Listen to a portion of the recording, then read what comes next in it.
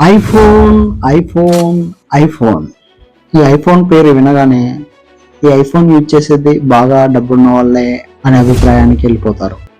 మరి కొందరైతే ఈ ఐఫోన్ని ఓన్లీ మిడిల్ క్లాసే ఎక్కువ యూజ్ చేస్తుంటారు, వాళ్ళు ఏదో షోయింగ్కి ఇలా కూడా కొంతమంది అనుకుంటారు.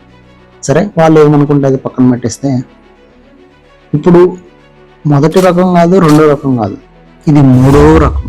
ఓ బిచ్చగాడు ఏకంగా తన చిల్లర పైసలు మొత్తం తీసుకెళ్ళి యాపిల్ స్టోర్కి వెళ్ళి మరి ఐఫోన్ 15 Pro Max కొన్నాడు. ఒంటిపై మాసిపోయిన బనీను, కింద లుంగితో ఒళ్ళంతా మురిగ్గా ఉన్న రద్దీగా హై పైగా ఉండే యాపిల్ స్టోర్కి వెళ్ళాడంటే అర్థం వేసుకోండి.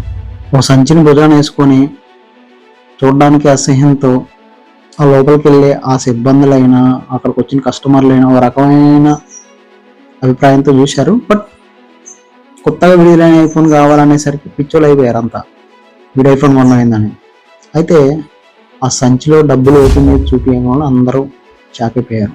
తాను తీసుకొచ్చిన సంచిలో ఉన్న చిల్లరన్నీ స్టోర్లో ఉన్న సిబ్బంది మొత్తం లెక్కేసేసరికి కొంచెం టైం పట్టింది. మొత్తం 1,59,000 ఈ ఐఫోన్ 15 Pro Max అప్పట్లో కొన్నాడు. ఇది బాగా వైరల్ అవుతుంది ఇప్పుడు.